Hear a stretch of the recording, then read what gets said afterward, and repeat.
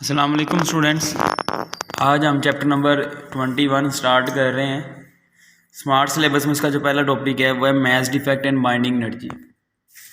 ठीक है, अब मैच डिफेक्ट से क्या मुराद है कि आपको ये पता होना चाहिए कि अगर मेरे पास दो पार्टिकल्स हैं, एक का मैस है 1 ग्राम, दूसरे का भी 1 ग्राम, मैं दोनों को ऐड करके एक पार्टिकल बना देता हूँ तो उसका मैस क्या होगा 2 ग्राम।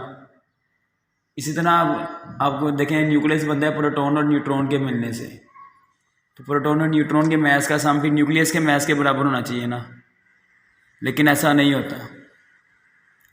एक्सपेरिमेंटली ये देखा गया कि न्यूक्लियस का मैस जो होता है ना वो individual mass of the proton और न्यूट्रॉन के सम से लेस होता है, यानी during formation of the nucleus mass loss होता है। वो जो मैस होता है उसे हम कहते हैं मैच डिफेक्ट, कि mass of nucleus always less than total mass of all the proton and neutron making up nucleus. The difference of two masses यानी न्यूक्लियस और प्रोटॉन और न्यूट्रॉन के सम के मैसेज के दरमियान जो डिफरेंस है उसे हम कहते हैं मैच डिफेक्ट। इसका फॉर्मूला क्या है, मैस ऑफ प्रोटॉन, एक प्रोटॉन के मैस को नंबर ऑफ प्रोटॉन से मल्टीप्लाई करते हैं तो number of proton atomic number के इक्वल है ना, तो टोटल मैस ऑफ प्रोटॉन आ जाएगा। और एक न्यूट्रॉन के मैस को नंबर ऑफ न्यूट्रॉन से हमने मल्टीप्लाई करना है, वो किस तरह है कि एटॉमिक मैस में से एटॉमिक नंबर माइनस कर दो तो नंबर ऑफ न्यूट्रॉन्स आ जाते हैं।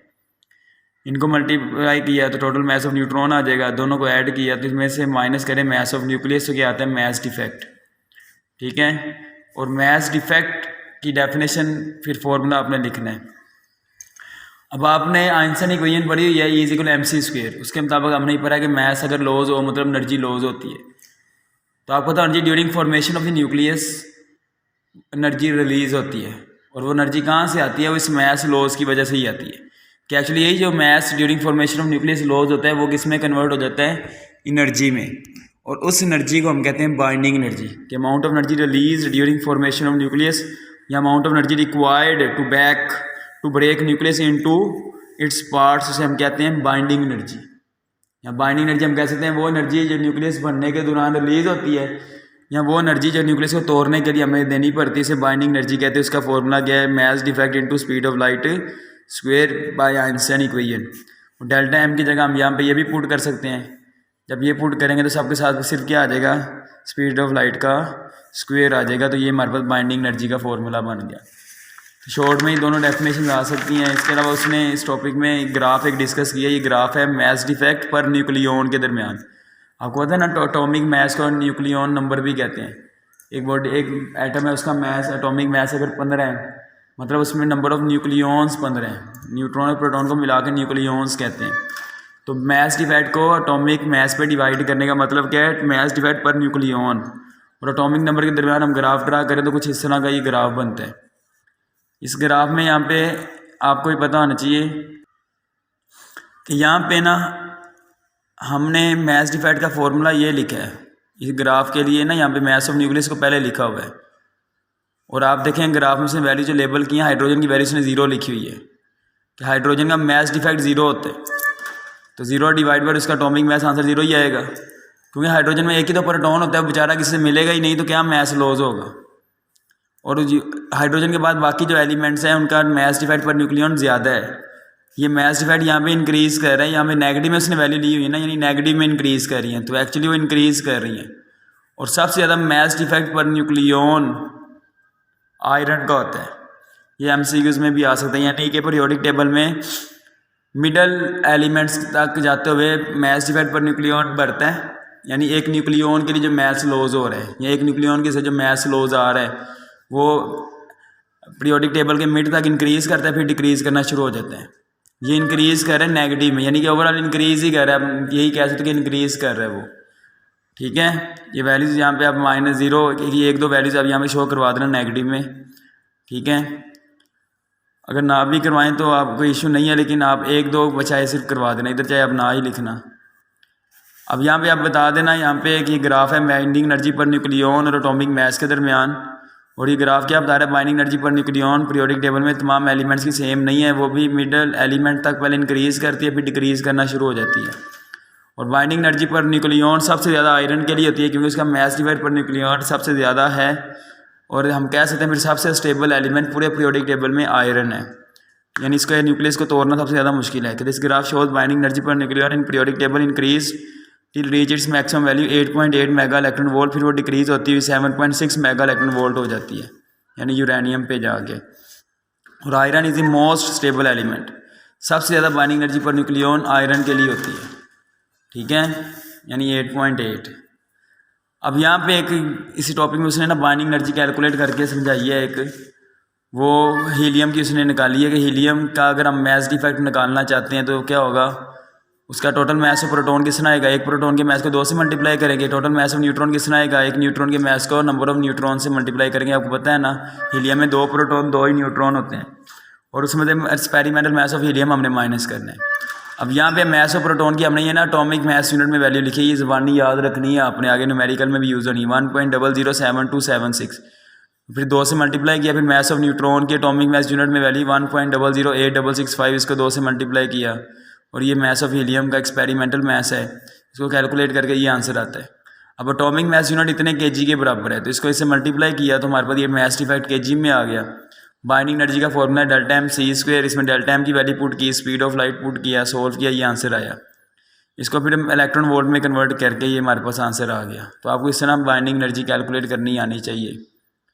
फिर यहाँ पे आपको एक बात बड़ी अहम है, पता होना चाहिए कि 1 atomic mass unit 931 mega electron volt के इक्वल होता है।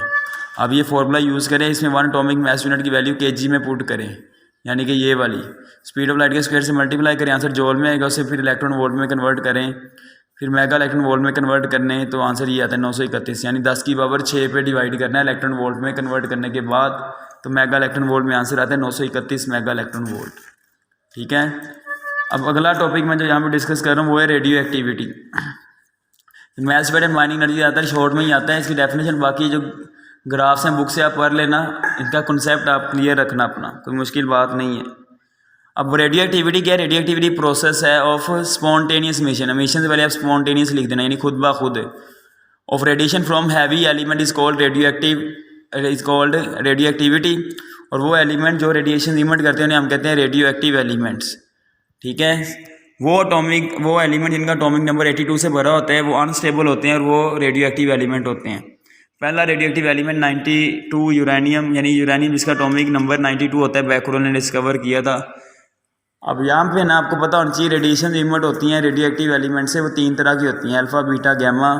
इसका पता कैसे चलाया कि ये हमारे लेड का चैम्बर है, लेड एक ऐसा मटीरियल है जिससे रेडिएशन बाहर नहीं आती, हम इसमें ड्रिलिंग करके रेडियो एक्टिव एलिमेंट रख दिया, ये आगे एक चैम्बर लगा हुआ है, इसमें वैक्यूम हमने क्रिएट किया हुआ है, यानी एयर नहीं है। तो यहाँ पे आप देखें जब रेडी आगे ये इलेक्ट्रिक फील्ड हमने प्रोवाइड किया, ये फोटोग्राफी फिल्म है, ये पॉजिटिव और नेगेटिव प्लेट लगाई है, जहाँ जहाँ रेडिएशन टकराएंगी वैसा रोशन हो जाएगा। तो कह रहा है, उसने बताया कि यहाँ पे 3 जगह रोशन होती हैं। सेंटर वाला एरिया रोशन होने का मतलब क्या है कि जो रेडिएशन बिल्कुल सीधी गई है वो सेंटर पे टकरा रही है और उन पर कोई चार्ज नहीं है, क्योंकि अगर चार्ज तो वो इधर या इधर डिफ्लेक्ट होती हैं। नेगेटिव प्लेट की तरफ जो रेडिएशन जा रही है मतलब उससे पॉजिटिव चार्ज है, वो अल्फा रेडिएशन होंगी, जो पॉजिटिव प्लेट की तरफ रेडिएशन जा रही है उन पर नेगेटिव चार्ज यानी कि वो बीटा रेडिएशन होंगी। तो 3 तरह की रेडिएशन होती हैं।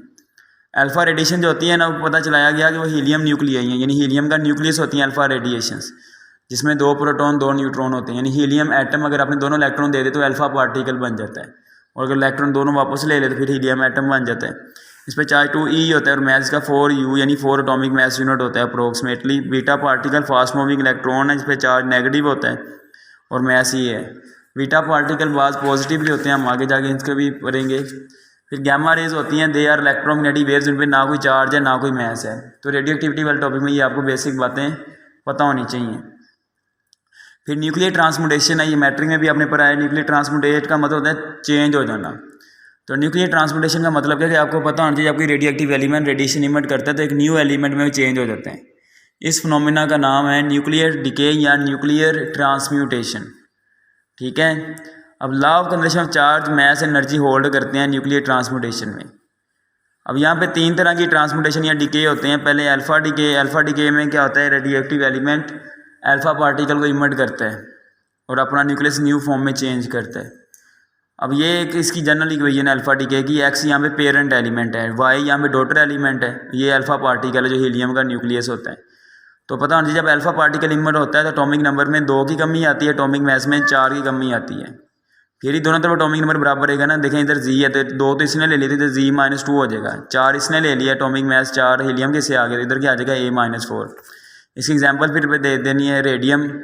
88 226 रेडॉन में कन्वर्ट होता है अल्फा पार्टिकल इमिट करके, तो 86 हो जाएगा, 222 हो जाएगा। एक एग्जांपल इनफ है। फिर बीटा डीके में क्या होता है, पेरेंट एलिमेंट जब बीटा पार्टिकल इलेक्ट्रॉन इमिट कर रहा है तो एटॉमिक नंबर में 1 का इजाफा होगा, फिर +1 -1 कट जाएंगे, यानी कि पेरेंट एलिमेंट का एक प्रोटॉन जो है ना एक न्यूट्रॉन प्रोटॉन में चेंज हो जाता है, ये हम कह सकते हैं जब वो बीटा पार्टिकल इमिट करता है, और एटॉमिक मास सेम ही रहता है। इसकी एग्जांपल है थोरियम प्रोटेक्टिनम में कन्वर्ट होता है 91 हो जाता है, 234 ही रहता है एटॉमिक मास, ठीक है। फिर गामा डीके में क्या होता है कि ना एटॉमिक नंबर चेंज होता है ना एटॉमिक मास। स्टैटिक का मतलब क्या, अनस्टेबल था वो अब वो स्टेबल हो गया, इधर Ga लिख देना, ठीक है, ये मिसिंग है। फिर एग्जांपल इसकी कोबाल्ट 2760, इसमें स्टैटिक लगाया हुआ है और ये गामा रेडिएशन इमिट करने के बाद स्टैटिक खत्म हो गया, नहीं ये स्टेबल हो गया। तो न्यूक्लियर ट्रांसपोर्टेशन में से आपको डेफिनेशन, ये एग्जांपल्स पता होनी चाहिए। अल्फा डीके, बीटा डीके, इसमें एमसीक्यूज बहुत से बनते हैं कि अगर कोई parent element alpha particle emit करता है, एटॉमिक नंबर में कितनी कमी आती है, 2। अगर 2 अल्फा पार्टिकल इमिट करेगा फिर 4 की कमी आएगी, और एटॉमिक मास में 8 की कमी आएगी, ठीक है। इसको बहुत अच्छे से आप कर लेना, कोई प्रॉब्लम हो तो पूछना। आज का लेक्चर यहाँ पे कंप्लीट होता है, अपना ख्याल रखिएगा, अल्लाह हाफिज़।